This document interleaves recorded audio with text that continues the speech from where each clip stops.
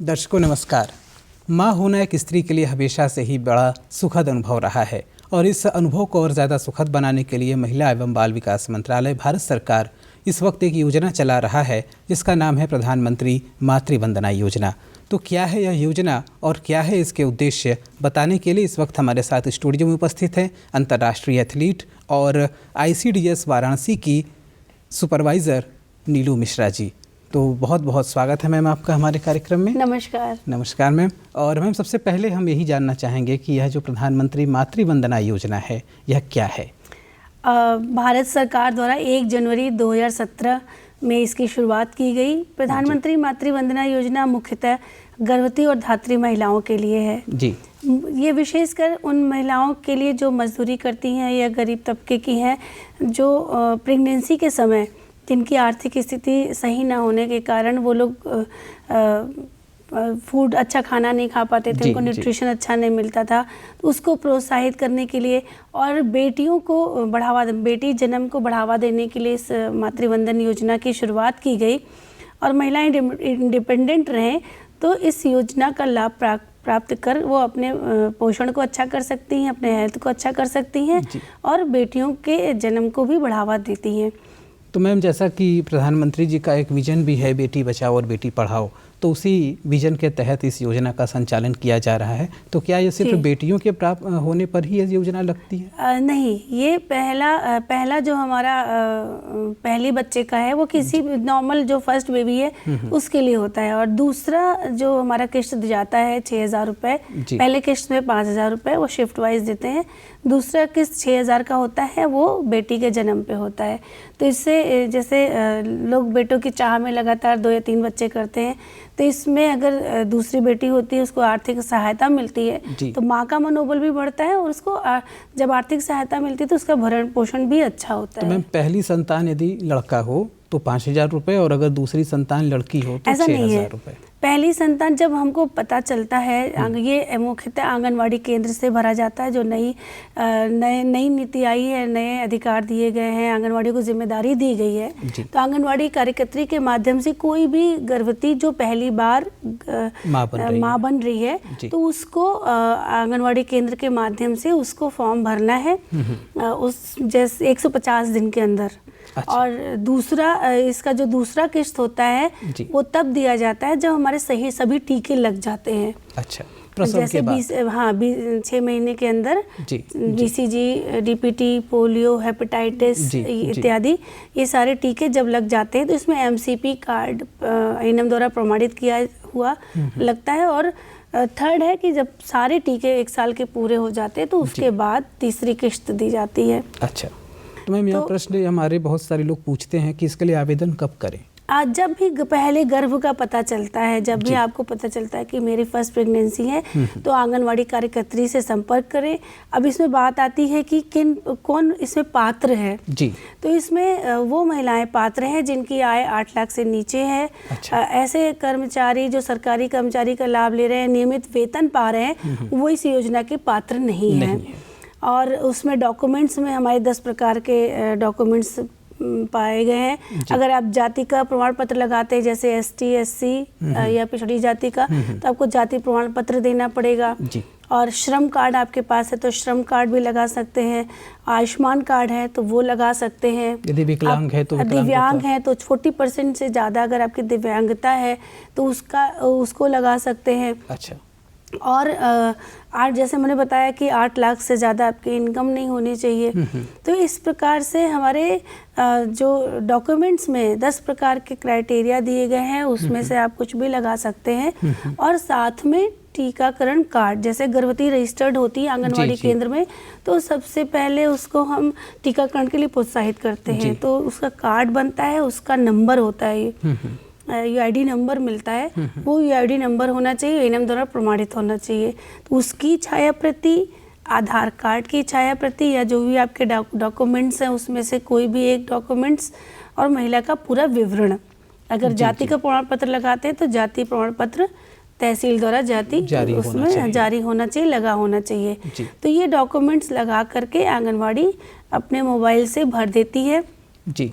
और मैम क्या यह सिर्फ ग्रामीण महिलाओं के लिए है? नहीं, ये सभी महिलाओं के लिए है जी। जैसे मैंने क्राइटेरिया बताया कि वो जो मजदूर करने वाली महिलाएं या घरेलू महिलाएं, कोई भी जिनकी आय ज़्यादा नहीं होनी चाहिए, 8 लाख से होना चाहिए, और गरीबी रेखा का राशन कार्ड भी जिनके पास है वो भी इसके लिए पात्र हैं। तो इसके लिए मैम एक प्रश्न और भी हमेशा पूछा जाता है कि ऐसे लोग जो यदि सरकारी चिकित्सालय में ही प्रसव कराना आवश्यक है या घर में या निजी इसमें ऑप्शन दिया हुआ, जब आप फॉर्म भरेंगे ना तो घर में भी है, आंगनवाड़ी केंद्र में भी है, पीएचसी पे है, अस्पताल प्राइवेट भी है, तो उसमें ऑप्शन दिए हुए हैं। कहीं भी बच्चा पैदा होता है तो आप इसमें अप्लाई कर सकते हैं। अच्छा मैम, एक प्रश्न ये अक्सर पूछा जाता है कि क्या इसमें कोई अतिरिक्त कवरेज जैसे कोई बीमा वगैरह भी प्राप्त होता है? नहीं, इसकी कोई बीमा नहीं है। समय के साथ साथ जैसे आप एक अवधि पूरा करते हैं, उस अवधि के अंदर ये फॉर्म भरते हैं तो उसका लाभ और सीधे खाते में आता है। सबसे बड़ी इस योजना की बात है कि कोई कैश नहीं। जब आप पहली बार भरते हैं फॉर्म तो उस समय बैंक अकाउंट डिटेल भी देना होता है,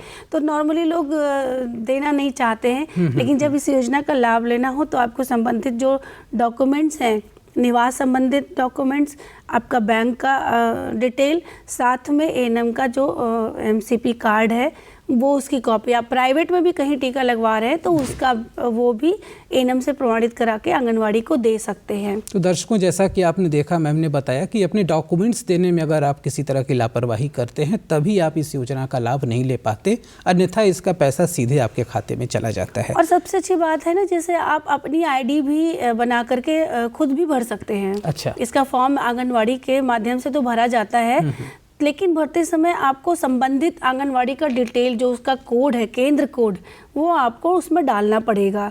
तो अगर आप देखते हैं बहुत सारी आंगनवाड़ियाँ बहुत ज़्यादा उम्र की हो गई, नहीं भर पाती, तो आप अपने मोबाइल नंबर डाल के ओटीपी लेके स्वयं लॉगिन करके भी इस फॉर्म को भर सकते हैं। लेकिन नॉर्मल जो अभी हमारा नियम आ गया है कि आंगनवाड़ी केंद्र के माध्यम से जब आंगनवाड़ी कार्यकर्त्री भरेगी तो उसको एक छोटी सी वित्तीय सहायता 50 रुपये प्रति फॉर्म भी हम लोग देते हैं। अच्छा मैम, एक प्रश्न है, थोड़ा विचलित करने वाला है। ईश्वर न करे यदि किसी का बच्चा मृत पैदा होता है या कुछ दिन के बाद ही उसकी मृत्यु हो जाती है या गर्भपात हो जाता है, तब तो ऐसे समय में इस योजना का आप लाभ नहीं ले सकते। जब दोबारा वो गर्भवती होगी तो उसको नए लाभार्थी के रूप में उसको माना जाएगा, दोबारा से प्राप्त किया। हाँ, वो बच्चा अगर एक्सपायर कर गया तो उसको फिर दोबारा अगर वो गर्भवती होती तो उसको न्यू उसको कैंडिडेट के रूप में फिर से अप्लाई करेगी। यदि जुड़वा बच्चे होते हैं तो जुड़वा बच्चे होने की दशा में अगर दोनों बेटियां हैं तो दोनों को लाभ मिलेगा। अच्छा। अगर एक बच्चा है तो एक को लाभ मिलेगा। अच्छा, इसके साथ ही मैम एक चीज़ हमेशा आता है कि शिशु के जन्म के बाद यदि मान लीजिए किसी ने पहले से योजना के लिए अप्लाई नहीं किया है और बाद में अप्लाई करता है तो वो कब तक कर सकता है और क्या उसे योजना का लाभ मिलेगा? तो उसकी अवधि दी हुई है कि जैसे कि पहले 150 दिन के अंदर आप फॉर्म भर सकते हैं, तो एक टाइम ड्यूरेशन दिया है कि उसके अंदर फॉर्म भरना ज़रूरी होता है।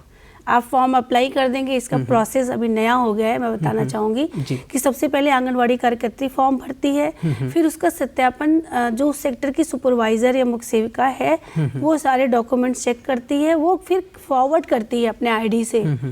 वो जाता है बाल विकास परियोजना अधिकारी की आईडी पे, वो उसको आगे फॉरवर्ड करते हैं, फिर डीपीओ उसको फॉरवर्ड करते हैं, वो लखनऊ जाता है, तो वित्त विभाग उसको लास्ट में वेरीफाई करता है। उसके बाद वहाँ से वो धनराशि रिलीज करता है जो कि लाभार्थी के खाते में डायरेक्ट जाता है। अच्छा, तो इसकी कोई कट ऑफ डेट भी होती है अप्लाई करने की? अप्लाई दिया हुआ है ना, शुरुआत में 150 दिन के अंदर 6 महीने, जैसे गर्भवती का पता चलता है गर्भ के प्रेगनेंसी के दौरान।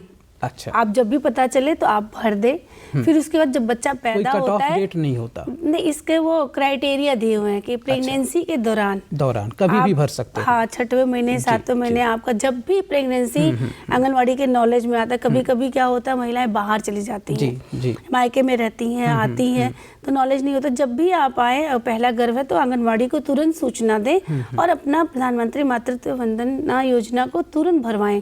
फिर दूसरा है क्राइटेरिया कि आपके जो टीके हैं 6 माह के अंदर, जो मूल टीके हैं BCG, DPT, हेपेटाइटिस इत्यादि, ये लग जाने चाहिए और इसको एएनएम द्वारा प्रमाणित करा लेना है। अच्छा, ठीक है। इसके साथ ही मैम एक चीज़ और पूछना चाहूँगा कि स्वर्ण प्राशन एक बड़ी अच्छी चीज़ है, यह क्या है और कब और किन बच्चों को कराया अभी जाता जैसे है? बनारस में तो बहुत स्पेशल काम हो रहा है। हमारे आयुर्वेद जो विभाग है यहाँ चौका घाट में, इसका हॉस्पिटल है, वहाँ सालों से स्वर्णप्राशन कराया जाता है। स्वर्णप्राशन हर महीने के किसी एक तिथि में, जिसमें पुष्य नक्षत्र होता है, महीने में एक होता है, उस तिथि को बच्चों को चटाया जाता है, जिसके अंतर्गत हमारा स्वर्ण भस्म होता है। स्वर्ण भस्म के साथ देसी घी होता है, उसको एक निश्चित मात्रा में बनाते हैं, और साथ में शहद।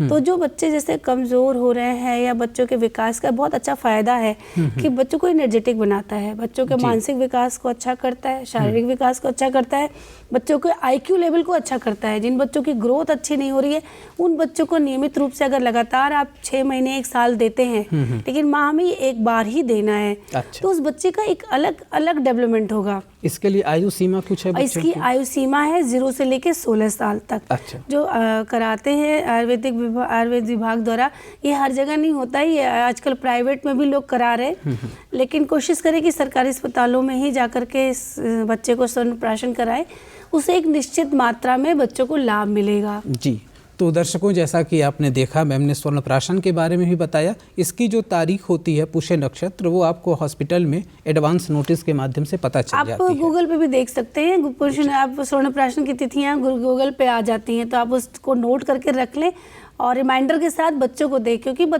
मेरा एक्सपीरियंस जो है, मैंने बहुत सारे ऐसे बच्चों को दिया जो सैम स्टडी में थे और 6-7 महीने पीने के बाद उनकी एक्टिविटी नॉर्मल बच्चों से ज़्यादा अच्छी हो गई। तो मैम, आप यहाँ पर आईं और इतनी अच्छी जानकारियाँ दी, इसके लिए आपका बहुत बहुत धन्यवाद। धन्यवाद।